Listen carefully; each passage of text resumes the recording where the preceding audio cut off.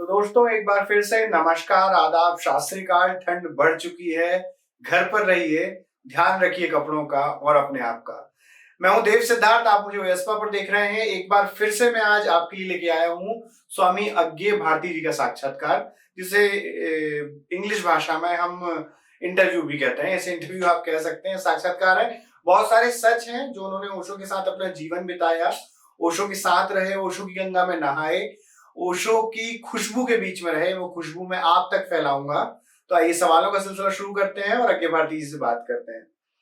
स्वामी जी, आपको ऐसा महसूस नहीं होता है कि ओशो जगत में आपका जितना उपयोग होना चाहिए था उसका 5% उपयोग भी नहीं हुआ? इस पर आप क्या सोचते हैं?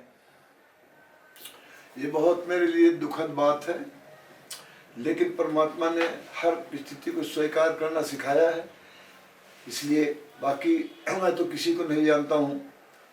हिंदुस्तान में तो कोई ऐसा नहीं है जो ओशो के आत्मा के इतना करीब हो जितना मैं करीब हूँ आज भी। लेकिन देश ज़्यादातर मूढ़ों का है, कहना चाहिए। देश ही नहीं, दुनिया मूढ़ों की आबादी है। तो इसलिए लोग जो कुर्सी पर रहे हैं, कोई एडिटर रहा है, कोई सेक्रेटरी है, तो उनकी ज़्यादा पूछ होती है, स्वाभाविक है, ऐसा समाज है। लेकिन ये सब मेरे सामने बच्चों जैसे कुछ भी नहीं जानते ओशो के बारे में ज़्यादा। सब लोगों ने गलतियां की हैं, बेवफाई की है ओशो के साथ, वो सब मुझे दिखाई पड़ता है। और इसलिए बहुत से लोग बैन भी कर दिए गए हैं, बैन है, बाहर है, गलत किए। फिर भी इनको इतना चरित्र नहीं है कि क्षमा कर कहें भाई क्षमा करिए, मुझसे भूल हुई। ऐसा नहीं कह सकते, क्योंकि ओशो के शिष्यों जैसा अहंकारी भी दूसरे लोग नहीं। अहंकार करने कुछ ज़्यादा है नहीं लोगों के पास। ये बड़े अहंकारी, हम तो सेक्रेटरी रहे, हम तो स्पोक पर्सन रहे, हम तो मल्टीवर्सिटी के चांसलर रहे। लेकिन ये सब कुर्सी की पूजा है। बाकी 8 लेक्चर मैंने सुना, 8 बातें सुना है स्वामी सत्यवेदांत जी की। मुझे कहते हुए दुख होता है, लेकिन सत्य ही निकलता है मेरे भीतर से। हमें 2 मारने की धमकियां भी मिली है भारतीयों कि आप ऐसा बोलोगे भारतीयों के खिलाफ तो मार दिए जाओगे। हमने कहा भैया सन्यासी हो तो ओशो के तुम्हारे हाथ से मरूंगा, अच्छा ही है, कोई बुरा नहीं है। लेकिन मैं मजबूर हूँ, मेरे भीतर से निकलता वही जो सत्य है। 8 उनके सुना है, 8 में 7 बिल्कुल बकवास। पाकिस्तान के रेडियो स्टेशन इंटरव्यू लिया 10 मिनट का, 2 मिनट उसने ओशो का परिचय खुद दिया है कर दें, और उसके बाद कहा उनके प्रवक्ता यहाँ मौजूद हैं डॉक्टर सत्य वेदांत। तो अच्छा डॉक्टर वेदांत जी, ओशो का क्या संदेश है पब्लिक के लिए? तो 10 मिनट में वो नहीं प्रेजेंट कर पाए। जो उस लड़की ने, पाकिस्तानी लड़की ने 2 मिनट में जो परिचय दिया ओशो को, रोमांचक, इतना बढ़िया दिया, बहुत बढ़िया दिया, वो 10 मिनट में नहीं दे पाए। उसके बाद उसने कहा okay Satyanarayana ji thank you, बड़ी देर तक thank you very much and thank your audience and I am very grateful to you, you gave me so much time. अरे तुम किस आदमी की शिष्य हो, तुम इतनी देर लगा रहे हो कहने में और बड़े ग्रेटफुल हो, कमाल की बात है।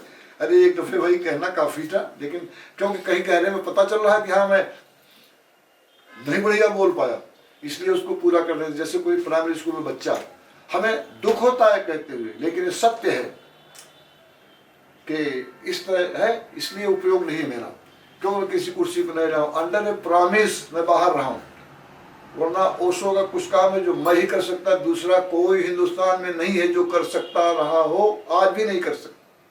लेकिन जब 72 में मैं छोटे भाई प्रताप जी के साथ वो चलना चाहता, उसको ले गया माउंट आबू कैब में, मिला भगवान से, उसने कहा कि मैं भगवान वापस नहीं जाना चाहता, रहना चाहता हूँ आपके साथ। तो उसने कहा चाहिए को भेजना, बात करेंगे। शाम को मैं बताया माउंट आबू की बात, तो मैं अगले दिन गया मिलने। भगवान ने कहा प्रताप कह रहा है यहाँ रह सकता है, हमने कहा भगवान वो रह सकता है। उसकी 1.5 साल की बेटी थी, विदा हो गई, 2 साल बाद पत्नी भी विदा हो गई, तो अब स्वतंत्र है। अब अगर हम चाहें कि वो वहाँ रहे यहाँ ना आए, तो या तो हमारा स्वार्थ है या मोह है, तो कोई मतलब नहीं। अब आगे के सेंटेंस कह के फंसा मैं कि रह गए माँ बाप, तो उनकी देख रेख मैं कर रहा हूँ, करता रहूँगा। तो 75-76 में कहा, तो मैंने लिख के भेजा कि मैं रुकना चाहता हूँ, जाने दिल नहीं कर रहा है। तो उसको कहे तुमने वादे किए उसे पूरा करना होगा। ओशो की करुणा इतनी थी कि एक भी काम न हो, लेकिन जब जो मिलने कोई जाता था रहने के लिए तो उससे कोई काबिलियत नहीं देखते थे। पूछते थे घर में कौन कौन है, अविवाहित हो विवाहित हो, अविवाहित हो तो एक क्वालिटी एक में पास हो गया, और अगर विवाहित हो तो दोनों आ रहे हो तब भी पास, नहीं तो विवाहित है झगड़ा हो नहीं भाई। और अगर उसके हटने से माँ बाप को कोई तकलीफ होने वाली हो परिवार को, चाहे एक भी काम ना होता, एक भी ना आता भी वो उसको फिर नहीं। मैं वहाँ भी उतना ही मौजूद हूँ जितना यहाँ हूँ, उनकी देख रेख करूँ। तो वो देख रेख के चक्कर में मैं उनके साथ नहीं रह सका। तो एक तरह का काम ऐसा है ओशो का जो मेरे सिवा कोई नहीं कर सकता, लेकिन ओशो उस काम के नुकसान सह के भी उन्होंने माँ बाप की देख करने के लिए मुझे रखा है, उनकी करुणा। तो ये बात तो सही है, मैं भी महसूस करता हूँ कि मेरा जो यूज होना चाहिए, मैं विश्व का मंच मिलना चाहिए मुझे। मैं बात करना चाहता हूँ ट्रंप से, बाइडेन से, नरेंद्र मोदी से, लेकिन नहीं मिलता।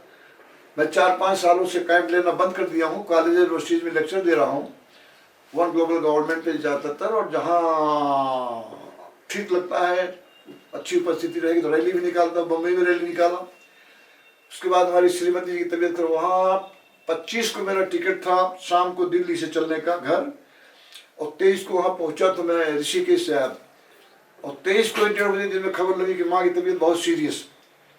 आखिरी ट्रेन में पकड़ा हूँ, जबलपुर की गाड़ी मूव हो रही थी, चलती गाड़ी में बैठा AC3 में आया। उसके बाद फिर नहीं गया, क्योंकि मैं नहीं चाहता था कि मैं बाहर रहूँ, माँ विदा हो, मेरे सामने विदा हो चाहता था। और अगर मैं बाहर में विदा हो जाए तो मेरे लिए बड़ा कष्ट होगा, लेकिन अगर कहीं उसने याद कर लिया कि बाबूजी नहीं आए, तब तो मैं जी न सकूँगा। फिर 65 साल साथ रही, इतना सहयोग किया है, बहुत विरल महिला थी वो जो रही इतना साथ। तो इसलिए मैं 1-1.25 साल उनके साथ 24 घंटे रहता था। वो विदा हुई 16 फरवरी को। दोस्तों, नाम मेरा देव सिद्धार्थ है। शायद अब परिचय की ज़रूरत नहीं है क्योंकि आप हमारे वीडियोस को काफ़ी पसंद कर रहे हैं, लेकिन आज एक सूचना थी जो आपको देनी थी। सूचना ये थी कि YouTube के और आप सभी के सहयोग से अब हमारे चैनल पर आपको एक बटन और देखने मिलेगा। पहले आपको सब्सक्राइब का बटन देखने मिलता था, अब उसके साथ आपको सब्सक्राइब के बिल्कुल बाजू में ज्वाइन लिखा हुआ मिलेगा। जैसे ही आप ज्वाइन पर क्लिक करेंगे तो आपको मेम्बरशिप के ऑप्शन आएंगे।